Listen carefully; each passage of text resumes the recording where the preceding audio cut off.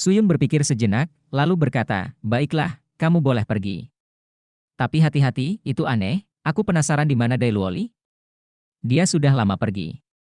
Huo Yuhao berkata, dia menyebut Duk sebelum ini. Mungkinkah dia pergi mencari Duk? Mungkin dia tidak tahan lagi dengan kesepian di sini. Suyun tertegun sejenak. Dan dia tidak mengajakmu. Huo Yuhao memaksakan diri untuk tertawa dan menjawab, mungkin dia takut dengan pemukulan saya. Wajah Suyun menjadi sedikit aneh. Tapi sepertinya dia membaik dengan sangat cepat akhir-akhir ini. Huo Yuhao mendongak, dan seringai nakal muncul di sudut mulutnya. Kenapa, kamu ingin mencoba? Tidak. Suyun berseru hampir seketika. Tidak perlu disebutkan dipukuli seperti yang dialami Dai Luoli. Perutnya masih berdenyut nyeri ketika dia ingat Huo Yuhao meninju perutnya. Huo Yuhao mengangkat bahu. Dia terdengar sedikit kecewa ketika berkata, jika Anda bersedia berpartisipasi, saya yakin dia akan bekerja lebih keras lagi. Aku akan pergi sekarang, dan jika dia kembali, pastikan dia tidak pergi kemana-mana. Dia mulai berjalan lebih cepat saat berbicara, dan berlari ke satu sisi sebelum dengan cepat menghilang ke dalam kegelapan. Pengawal pribadi Suyun lainnya mengikuti di belakangnya, dan bingung dengan apa yang dia lakukan. Tapi Suyun tidak berkata apa-apa, jadi tentu saja tidak ada satupun dari mereka yang berani bertanya. Huo Yuhao menggunakan imitasi untuk bergabung ke langit malam, dan terbang menuju pegunungan Mingdou. Dia berpikir dalam hati sambil terbang, saya belum lama kembali, dan sekarang saya akan kembali, sungguh merepotkan. Saya ingin tahu apa yang akan dicapai Duk Macan Putih dengan serangan balik ini? Huo Yuhao membentangkan deteksi spiritualnya seperti jaring ke segala arah saat dia naik ke langit, dan dengan cepat menemukan pasukan besar Adipati Macan Putih bergerak maju di tanah. Kekaisaran Bintang Luo telah mengeluarkan kekuatan penuh mereka, namun, dia hanya bisa melihat legiun yang dibentuk oleh tentara normal saat ini. Menurut apa yang dikatakan Suyun kepadanya, 8 dari 10 legiun master jiwa besar Kekaisaran Bintang Luo telah mencapai perbatasan barat mereka di bawah komando Putri Jiu Jiu. Huo Yuhao berpikir dalam hati, mereka harusnya berada jauh di depan orang lain, karena tentara normal hanya akan dibantai jika mereka melawan alat jiwa. Tapi bisakah master jiwa Kekaisaran Bintang Luo menerobos pertahanan Kekaisaran Matahari Bulan? Huo Yuhao masih berpikir sendiri ketika suatu tempat di pegunungan Mingdou di depannya tiba-tiba bersinar, dan sebagian besar cahaya berkedip-kedip lagi dan lagi. Pertarungan sudah dimulai? Huo Yuhao merenung dengan tenang sejenak sebelum melanjutkan langkahnya sekali lagi. Dia tidak terbang langsung ke tempat pertempuran berlangsung, malah mengambil jalan memutar sedikit, dan melanjutkan perjalanan menuju tepi medan perang. Huo Yuhao tidak yakin seberapa besar kekuatan yang diinvestasikan kedua belah pihak dalam pertempuran sekuat ini. Dia mungkin akan diperlakukan sebagai musuh oleh kedua kekuatan jika dia berani maju ke depan dan ketahuan. Kilatan itu menjadi semakin jelas saat dia mendekat. Selain itu, sebagian besar kilatan cahaya tersebut berkelap-kelip di langit, dan cahaya yang kuat dilepaskan secara terus-menerus saat sinar cahaya mengalir dan beredar di langit. Huo Yuhao tiba di tujuannya dalam 15 menit. Dia dengan hati-hati mengulurkan deteksi spiritualnya, menyapukannya ke arah medan perang. Bagian pertempuran yang paling intens terjadi di langit. Sinar yang tak terhitung jumlahnya dari sinar jiwa dan meriam jiwa melenggang ke kiri dan ke kanan di udara, dan badai energi dalam jumlah besar menyapu ke langit. Huo Yuhao bisa menjangkau dengan deteksi spiritualnya, dan hanya mengamati pertempuran dari jauh. Kalau tidak, dia berisiko terkoyak. Pertarungan ini jelas merupakan pertarungan antara ribuan master jiwa dan insinyur jiwa.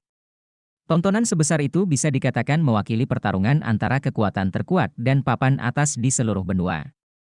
Huo Yuhao terus mengamati dari kejauhan saat dia dengan hati-hati mendekati pegunungan Mingdou dari satu sisi. Dia bisa melihat dengan lebih jelas jika dia lebih dekat, dan dia telah membuka Eye of Destiny sepenuhnya untuk mengurangi gangguan yang disebabkan oleh undulasi kekuatan jiwa yang kuat. Keheranan perlahan muncul di mata Huo Yuhao. Pertahanan Kekaisaran Matahari Bulan yang mereka tempatkan di pegunungan Mingdou benar-benar mengejutkannya. Huo Yuhao hanya bisa melihat sedikit ketika dia mengamati pertempuran tadi. Namun, karena dia mengamati dari jauh, dan bahkan ketika tidak ada gelombang kekuatan jiwa dari alat jiwa, dia tidak mungkin melihat semuanya. Pada saat ini, kekuatan alat jiwa ditampilkan secara penuh, dan Huo Yuhao dapat melihat lebih dari 3.000 titik serangan ditembakkan secara terus-menerus. Titik serangan ini sebagian besar terdiri dari meriam jiwa, dengan sinar jiwa yang mendukungnya. Sinar jiwa jauh lebih akurat daripada meriam jiwa dan mudah disesuaikan serta lebih menembus. Namun, jangkauannya tidak bisa dibandingkan dengan meriam jiwa, dan kedua senjata tersebut memiliki kelebihannya masing-masing dan saling melengkapi satu sama lain. Meriam jiwa bertanggung jawab untuk membombardir dari jarak jauh, sementara volume sinar jiwa menyapu secara horizontal ke setiap master jiwa yang berhasil menerobos dalam area tertentu. Kekaisaran Matahari Bulan sebenarnya telah menyiapkan begitu banyak alat jiwa di pegunungan Mingdou. Mungkin ada lebih banyak alat jiwa di pegunungan Mingdou daripada setiap alat jiwa dalam 3 kerajaan benua Doulo jika dijumlahkan. Huo Yuhao merasa beruntung. Jika dia tidak memicu ledakan di gudang besar itu, mungkin akan ada 2 kali lebih banyak alat jiwa di sini hari ini. Ada begitu banyak alat jiwa, dan tentu saja, ada banyak insinyur jiwa yang mengendalikannya. Kekaisaran Matahari Bulan benar-benar telah membuat persiapan yang cukup. Dengan dukungan botol susu yang tersegel, bahkan insinyur jiwa tingkat rendah pun dapat melepaskan kekuatan alat jiwa tingkat menengah. Mereka dapat terus mengoperasikan alat jiwa tingkat tinggi selama ada cukup botol susu, dan kemampuan destruktif dan ofensif mereka secara alami meningkat secara eksponensial. Pegunungan Mingdou seperti landak raksasa saat ini. Landak ini terus-menerus meluruskan tusukannya, dan tidak membiarkan siapapun mendekat.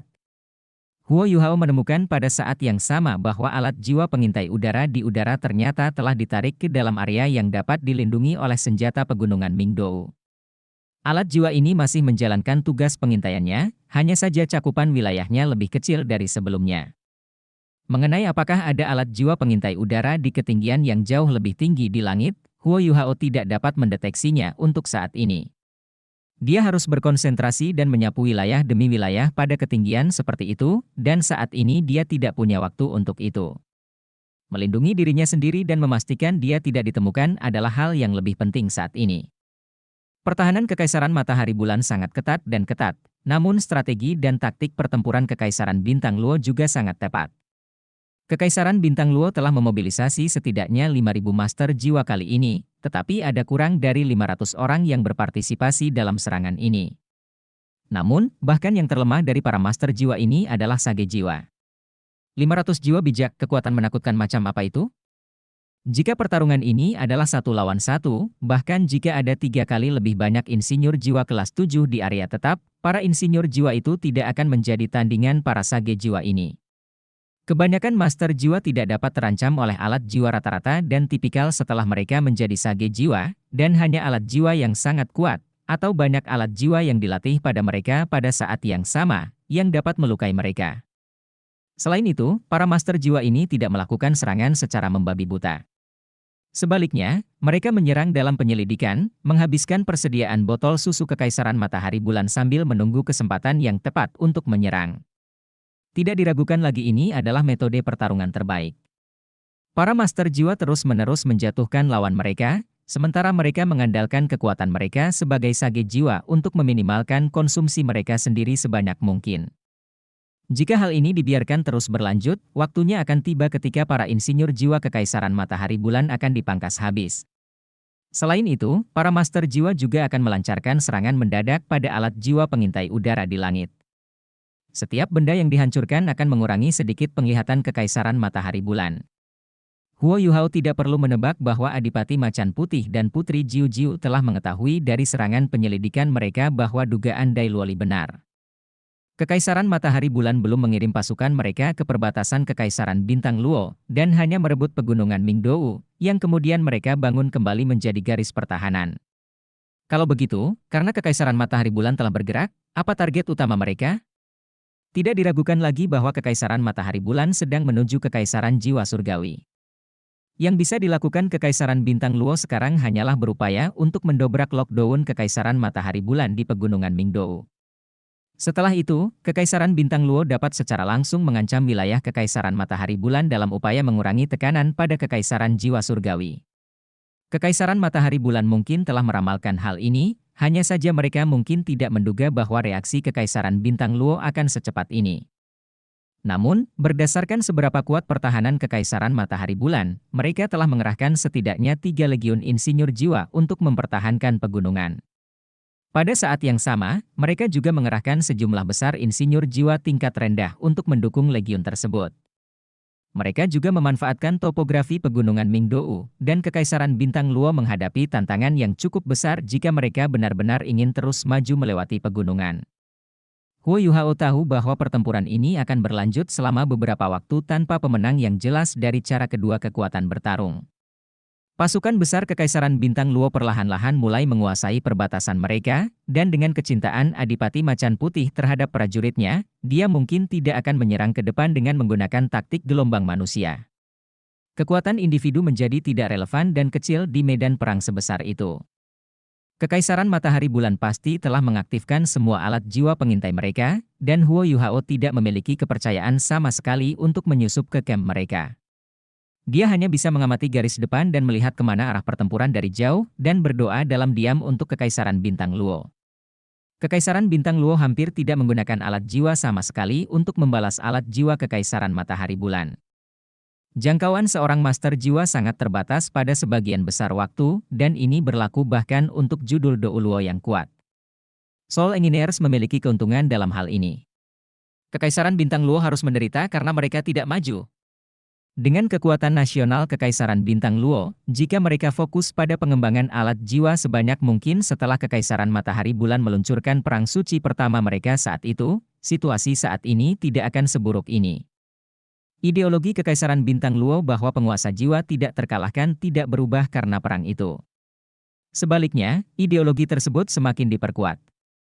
Mudah-mudahan, perang ini akan memungkinkan Kekaisaran Bintang Luo untuk bangun lebih awal. Meskipun tertunda, jika Kekaisaran Bintang Luo dapat memenangkan perang ini, maka itu belum terlambat. Setelah beberapa waktu, pemboman meriam jiwa dan sinar jiwa yang ditembakkan dari pegunungan Mingdou secara bertahap mulai melemah. Lagi pula, botol susu tersegel tidak bisa menahannya tanpa batas waktu.